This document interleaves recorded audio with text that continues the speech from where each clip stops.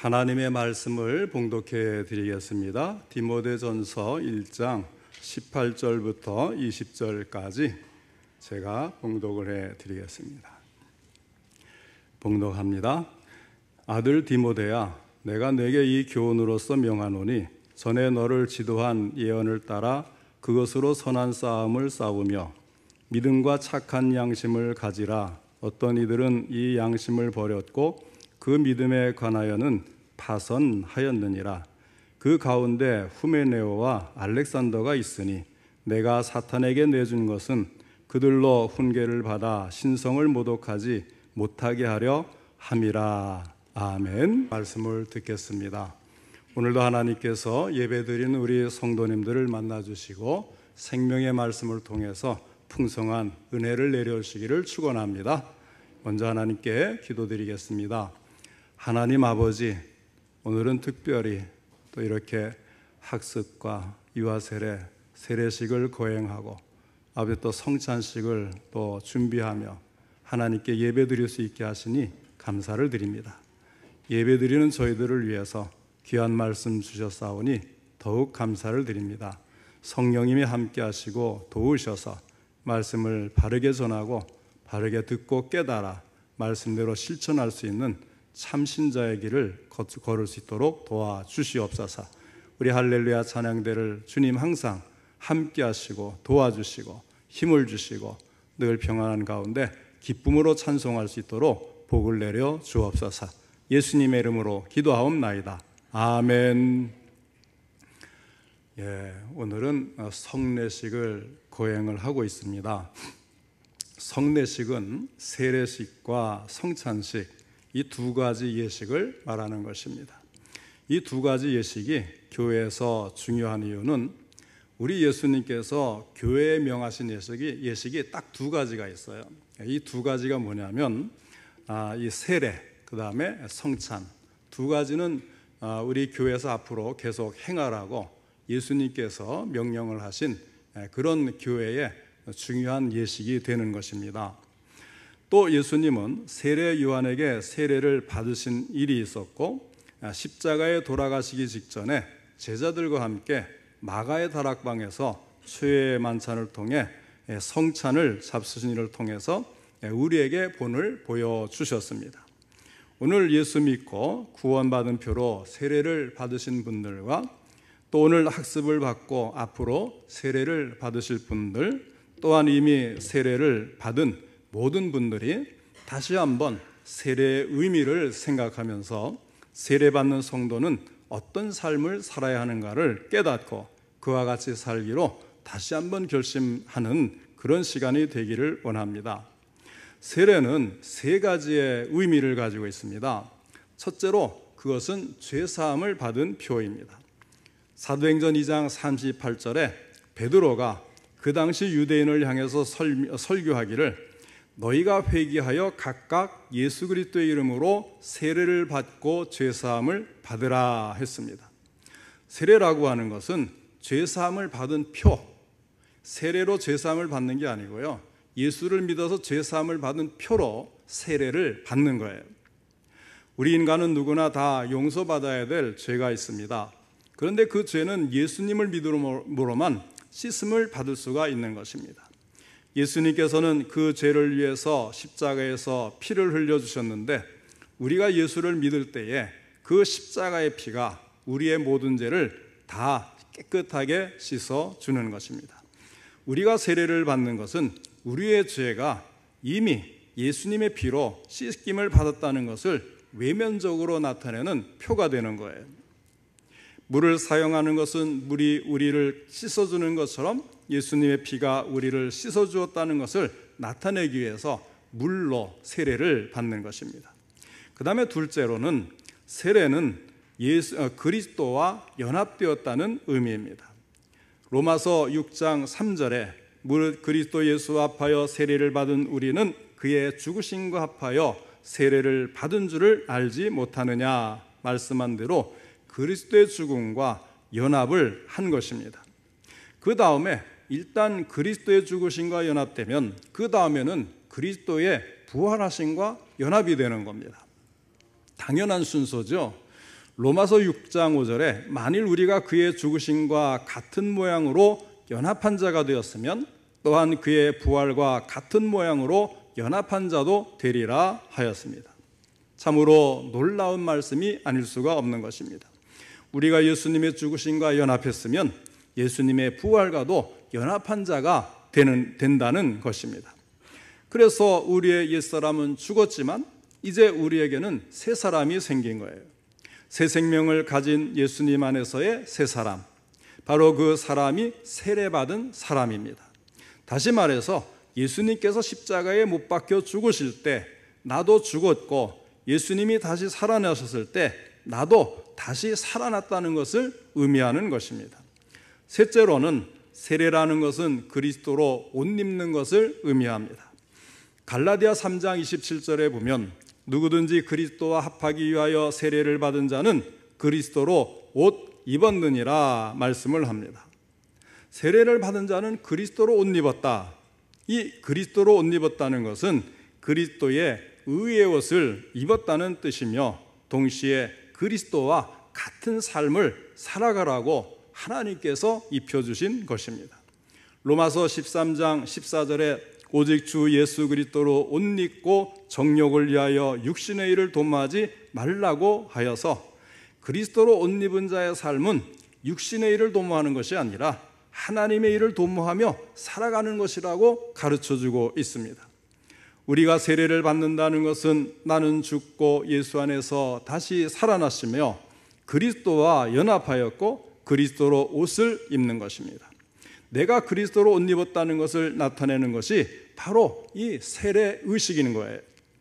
이전에 이미 세례를 받으신 분들과 오늘 세례 받으신 분들은 이 같은 세례의 의미를 늘 마음속에 생각하면서 신앙생활을 하시기를 바랍니다. 그러면 세례 받으신 분들은 이제부터 그리스도로 옷 입고 그리스도와 같이 살아야 하겠는데 어떻게 할 것을 말하는 것일까요? 그것을 오늘 읽은 본문 18절에서 사도 바울은 이렇게 말씀을 하고 있습니다. 아들 디모데야, 내가 네게 이 교훈으로서 명하노니 전에 너를 지도한 예언을 따라 그것으로 선한 싸움을 싸우며 하였어요. 디모데에게 선한 싸움을 싸우라고 하는 거예요. 세례받은 이후에 하여야 될 일은 바로 선한 싸움을 싸우는 것입니다. 우리는 영적인 싸움을 하고 있습니다. 그 대상은 마귀이고 싸움의 영역은 신앙과 관련된 것입니다. 때로는 이단 사설의 잘못된 교훈과 싸워야 하고 때로는 세속적인 욕심과 부조리와 싸워야 하고 때로는 영혼 전도를 위해서 그 사람이 구원받도록 싸워야 합니다. 이런 영적 싸움에서 승리하려면 어떻게 해야 하겠습니까? 그것을 19절에서 이렇게 말씀을 합니다. 믿음과 착한 양심을 가지라. 어떤 이들은 이 양심을 버렸고 그 믿음에 관하여는 파선하였느니라 하였습니다. 믿음과 양심이 없이는 이 영적 싸움에서 승리할 수가 없다는 것입니다. 믿음과 착한 양심은 한 수레의 두 바퀴와 같아서 서로 떠날 수 없는 관계입니다. 수레는 보면요, 한 축을 놓고 양쪽에 바퀴가 있잖아요. 두 개의 바퀴가 양쪽에 있어야 이것이 균형을 맞춰서 잘 굴러갈 수가 있는 거예요. 한쪽에 펑크가 나면 이 수레가 기울어지고 땅에 닿아서 제대로 굴러갈 수가 없는 거예요. 그렇기 때문에 이 믿음에는 믿음이라는 그 바퀴와 착한 양심이라는 이 두 바퀴가 같이 한 축에 맞물려서 같이 굴러가야 잘 갈 수가 있어요. 믿음에는 착한 양심이 있어야 하고 착한 양심은 믿음에서 나오는 것입니다. 믿음의 비밀은 바로 착한 양심에서만 가질 수가 있다고 하는 말씀입니다. 그러면 세례받은 자답게 그리스도를 닮은 삶을 살면서 선한 싸움을 싸우려면 두 가지가 필요한데 하나는 믿음이고 또 하나는 착한 양심입니다. 자, 첫째, 무엇이 있어야 된다고 했습니까? 믿음이 있어야 돼요. 믿음의 힘이 있어야 되는 겁니다. 믿음이 없이는 선한 싸움을 싸울 수가 없습니다. 출애굽한 이스라엘의 예를 들어보겠습니다. 모세가 이스라엘 민족을 애굽에서 인도하여 낸 후에 하나님이 허락하신 땅이 가까워진 것을 보면서 그 땅의 형편을 알아보기 위해 이스라엘 12지파 중에 한 사람씩 택하여서 12명의 정탐꾼을 40일간의 기한을 주고 들여보냈어요. 가보고 이제 쭉 돌아보면서 다시 올 때에는 큰 포도송이를 꿰어가지고 두 사람이 메고 왔다 그랬습니다. 온 이스라엘 사람들은 큰 기대를 가지고 약속의 땅에 다녀온 사람들의 보고를 듣기를 원했습니다. 그 중에 10사람이 먼저 보고를 하는데 그 땅에는 젖과 꿀이 흐르는 땅이요 아름다운 석류와 이와 같은 포도가 열리는 곳입니다. 그렇게 말하는 거기까지는 참 좋았어요.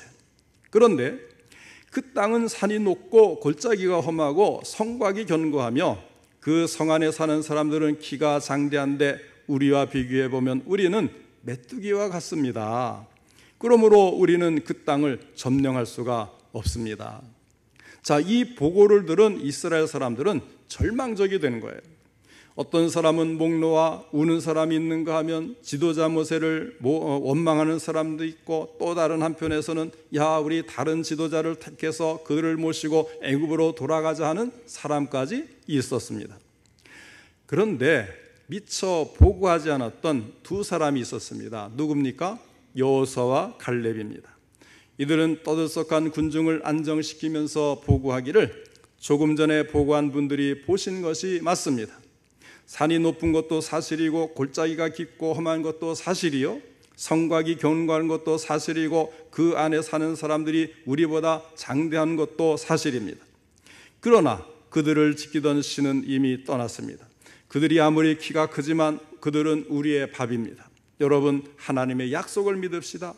하나님이 그 땅을 우리에게 주시기로 허락하셨습니다. 겁내지 말고 두려워하지 말고 의심하지 말고 하나님의 약속을 믿고 앞으로 나아가면 우리는 반드시 그 땅을 차지하게 될 수가 있는 것입니다. 이렇게 보고를 하는 거예요. 자, 똑같은 기간에 똑같은 것을 보았는데 무엇이 이렇게 완전히 다른 보고를 하게 했을까요? 바로 믿음의 차이였습니다. 앞서 보고한 사람들은 믿음 없는 눈으로 보고 두려워하고 겁이 나서 그 땅을 점령할 수 없다고 했습니다. 그러나 나중에 보고한 갈렙과 여호수아는 믿음의 눈으로 보았기 때문에 높은 산과 깊고 험한 골짜기, 견고한 성과 키가 장대한 사람들을 못 본 것은 아니지만 그보다 하나님의 약속을 꼭 그대로 믿었던 것입니다. 바울처럼 내게 능력 주시는 자 안에서 내가 모든 것을 할 수 있느니라 하는 확신을 가졌습니다. 이렇게 믿음의 눈으로 보면 놀라운 것을 발견할 수가 있는 겁니다. 믿음의 눈은 기적을 볼 수가 있는 것입니다. 이 말은 믿음으로 살면 어려움이 없다, 그런 말은 절대로 아니에요. 누구에게나 똑같이 어려움이 찾아오지만 그 어려움을 어떻게 대하고 어떻게 극복할 수 있느냐, 믿음을 가지고 있으면 그것을 할 수 있다는 것입니다. 믿음에는 우리가 상상할 수 없는 놀라운 힘이 있습니다. 그리고 믿음은 나의 삶 전부를 믿음의 대상이 되시는 하나님께 내맡기고 사는 것입니다. 그렇기 때문에 믿음으로 사는 사람에게는 두려움도 걱정도 염려나 근심도 없어지는 것입니다.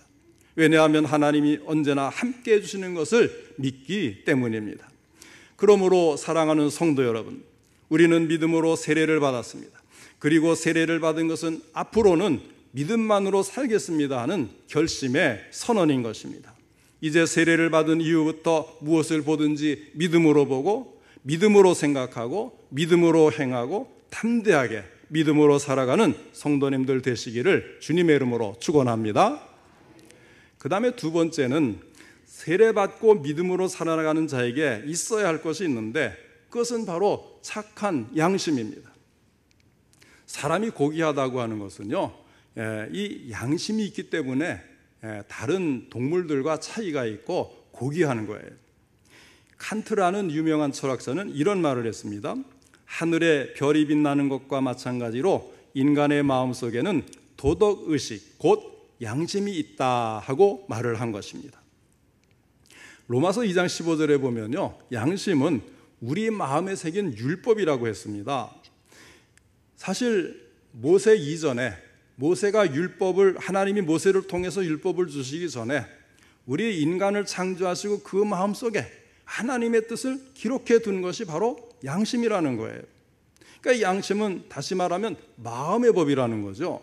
이 양심은 우리 인간의 도덕 생활에 있어서 어느 것이 옳고 어느 것이 그르다는 것을 가르쳐 줍니다. 우선 착한 양심이 하는 일은 우리가 그릇된 길로 나아가면 경고를 해줘요. 위험 신호를 보내주는 것입니다.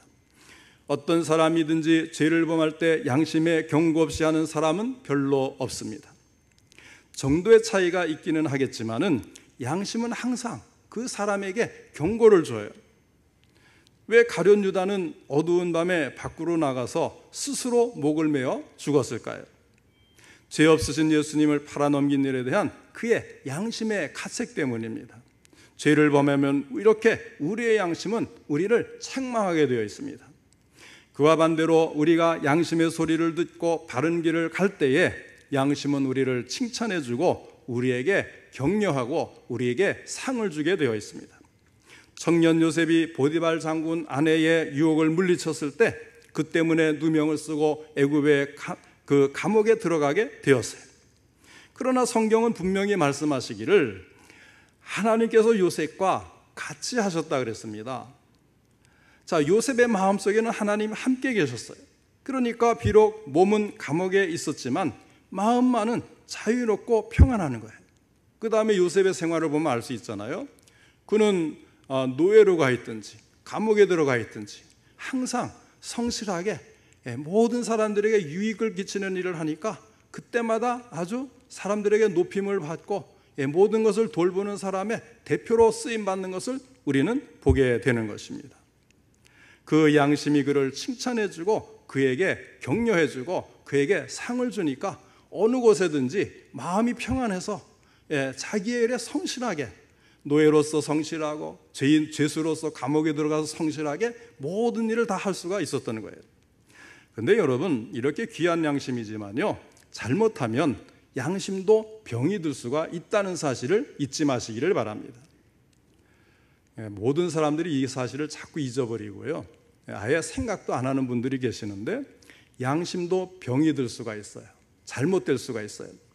디도서 1장 15절에 보니까요, 깨끗한 자들에게는 모든 것이 깨끗하나 더럽고 믿지 아니하는 자들에게는 아무것도 깨끗한 것이 없고 오직 그들의 마음과 양심이 더러운지라. 양심도 더러워질 수가 있다는 거예요. 양심이 경고함에도 불구하고 계속 죄를 범하게 되면 그 양심은 자연히 더러워질 수밖에 없는 것입니다. 이렇게 되면 선악의 분별이 희미해집니다. 도덕적인 판단도 희미해집니다. 그렇게 되면 양심의 소리는 점점 더 약해지게 되는 거예요. 사람에게는 자유의지가 있어서 양심의 소리를 들을 수도 있고 무시해버릴 수도 있어요. 그런데 양심의 소리를 듣지 않고 무시해버리기를 자꾸 하다 보면 이 양심은 자꾸만 더러워지는 것입니다. 더러워질 뿐만 아니라 더 타락해지는 거예요. 이것을 가리켜 디모데전서 4장 2절에서는 양심이 화인을 맞았다 이렇게 말씀을 합니다. 양심이 화인을 맞으면 어떻게 됩니까? 무감각해지고 마비 상태에 이르게 되고, 그러니까 사람이 처음에 잘못하면 그 마음이 불안해져요. 막 가슴이 두근두근 뛰고, 또 얼굴은 붉어지고 티가 나죠. 그런데 이 계속해서 그런 죄를 범하면요, 이런 것도 없어지는 거예요. 불안도 덜해지고 습관이 되어버리면 아예 가책조차 없어지는 거예요. 이 양심이 그렇게 되면 모든 판단이 왜곡이 되어버리고 마는 것입니다. 양심의 판단은 이제 그렇게 하다 보면 오히려 거꾸로 되는 거죠. 좋은 것이 나쁘게 보이고 나쁜 것이 좋은 것으로 보이게도 합니다. 정말 그렇게 되면 큰일 아니겠습니까? 그러면 그 인격은 완전히 파산이 되어버리고 마는 거예요. 믿음과 착한 양심을 버리고 죄를 지을 때 나타나는 현상에 대해서 어떤 사람이 이렇게 정리해 놓았는데 잘 새겨 들으시기 바랍니다. 이런 이야기예요. 인간은 죄를 짓고 내가 약해서 하고 말하지만 하나님께서는 내가 선택했다고 말씀을 하신다. 인간은 자유로 행한 것이라고 말하지만 하나님께서는 방종이요 반역이라고 말씀을 합니다. 인간은 죄를 기분 좋고 즐거운 것이라고 말하지만 하나님께서는 그 종말은 지옥의 유황불이라고 말씀을 합니다. 인간은 때때로 기회를 포착했다고 말하는데 하나님께서는 기회를 잃었다고 말씀을 합니다. 이렇게 죄에 대한 인간의 생각과 하나님의 생각이 얼마나 다른가 하는 것을 잘 보여주는 그런 이야기라 하겠습니다. 착한 양심을 버리면 이 거리는 점점 더 멀어지고 우리는 죄를 짓고도 죄를 지은 줄 모르면서 지내게 될 것입니다. 착한 양심은 믿음에서 나오는 것입니다. 믿음은 착한 양심을 갖게 하는 동력이 됩니다. 믿음 없이 착한 양심을 가질 수 없고 착한 양심이 없이는 믿음을 유지할 수가 없습니다. 착한 양심은 한 번도 죄 지은 일이 없는 양심이 아니라 회개하고 보혈의 피로 정하게 씻겨진 양심을 말합니다. 요한 1서 1장 9절에 말씀합니다. 만일 우리가 우리 죄를 자백하면 그는 미쁘시고 의로우사 우리 죄를 사하시며 우리를 모든 불의에서 깨끗하게 하실 것이요 하였습니다. 양심을 지키려면 때로는 손해를 볼 수도 있습니다. 어쩌면 생명을 버리게 될지도 모르지요. 우리가 요즘에 많은 재판을 보고 있지 않습니까? 근데 속 시원하게 정말 예수 믿는 안수 집사님들도 거기 계시고 그래요. 그러면 속 시원하게 잘못을 인정하고 전모를 밝혀서 우리가 이러이러한 잘못을 했습니다. 죄를 지었습니다. 참으로 하나님께 죄송하고 국민들에게 큰 해를 끼쳤습니다. 이렇게 말하는 사람이 있으면 얼마나 좋겠어요. 이 양심을 지키려면 손해를 볼 수도 있어요. 어쩌면 그걸로 사형당할지도 몰라요. 그러나 양심을 가지고 사는 것이 그리스도인이고 하나님 나라에서 얼굴을 들고 하나님을 볼 수 있는 그리스도인이 될 수가 있는 것입니다. 오늘 우리는 세례를 받음으로써 죄를 씻는 예식을 행하였습니다. 물론 이것은 상징적인 표시입니다. 왜냐하면 이미 예수님을 믿는 순간 예수님의 피가 여러분의 죄를 모두 다 씻어주셨기 때문에 여러분이 이미 구원받은 거예요. 죄 용서를 받았어요. 세례는 그것을 표식을 나타내는 하나의 예식일 뿐입니다. 하나님의 자녀가 되었어요. 천국 백성이 되었어요. 그러므로 예수의 피로 죄 씻음 받고 세례를 받은 세례 교인 된 우리 성도님들은 우리 모두가 어떻게 세례를 받았는지를 기억하고 또 세례의 의미가 무엇인지를 잘 깨달아서 세례받은 교인답게 살아가야 하겠습니다. 조그만 이익을 위해서 하나님의 말씀과 양심을 등지는 어리석은 신자가 되지 말고 항상 믿음과 착한 양심을 가지고 선한 싸움을 싸우라고 하신 주님의 말씀을 그대로 순종하는 신실하고 진실하며 거룩한 그리스도인으로 승리하며 살아가는 복을 누리시기를 주님의 이름으로 축원합니다.